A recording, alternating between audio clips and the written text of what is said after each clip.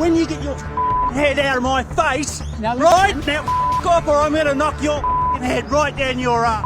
Listen, that's enough. This was quite the will dispute. I've gone to talk to people about wills before and arguments over wills, but this one really became out of control very quickly. And it's these kind of ones that you don't see coming, where people you expect will argue the toss, but you don't expect them to physically assault you. It's the family blue that's turned ugly, and we are in the firing line. Cameron, don't.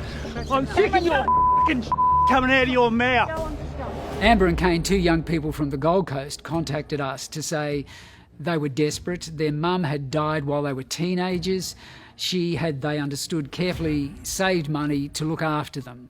And for some reason their aunt was made the executor of the will, and they said the aunt hadn't passed on all the money they thought they should have received. They'd tried to talk to her about this and got nowhere. So they called us and said, would you try and help us? So we decided to ask the aunt some questions, and Amber and Kane came along with us. The aunt lived near the beach, and she'd gone down on the beach with her partner and a dog to go for a walk, so this seemed like the ideal opportunity for us to approach them. They were returning from the beach, so we go with the young people to ask them questions, and I start asking the aunt about the will. Has she passed on the money? What's going on here? She tried to brush me aside and say, look, you don't understand what you're talking about. And it was then that things turned nasty. Cam, you know Turn that that what you guys have done is wrong. Turn the camera off. Hey, Turn. Take it away or I'll knock your head off. Take the camera off. hey, listen. Leave the camera away. The auntie's partner, Cameron, clearly wasn't happy. He'd been quiet, and in fact, when I asked Kane how her partner would react, he said, oh, look, he doesn't say anything, it'll be fine. But clearly something snapped, and he aggressively shoved the camera, so much so that he cut the cameraman's eye and bruised him. And then he turned his attention to me and started to try and grab me by the collar. And he was a tall bloke, and I remember looking up at him thinking, he's going to headbutt me here, and if Kane, the young guy, hadn't got in between us, I think he probably would have. All the money is to go to the children. That was the understanding of not only the children. All right, eh?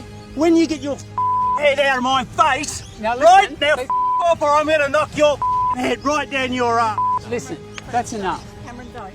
Look, I guess I'm concentrating on what I'm trying to do and trying to get the questions out, so sometimes you don't think about it. And honestly, at that moment when he leant over me, I thought, ooh, I could be in trouble here. He's a big bloke, and he's out of control. He's lost it.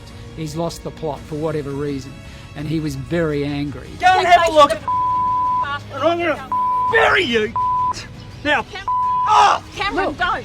and if you put a piece of this on news or wherever it's going, Kane, No, listen, no, listen. don't. It seemed like a long time to me at the time because I was in the middle of it, but his partner, to her credit, was trying to calm him down and get him to get in the car and go away. So ultimately she did manage to bustle him into the car and jumped in herself and drove off.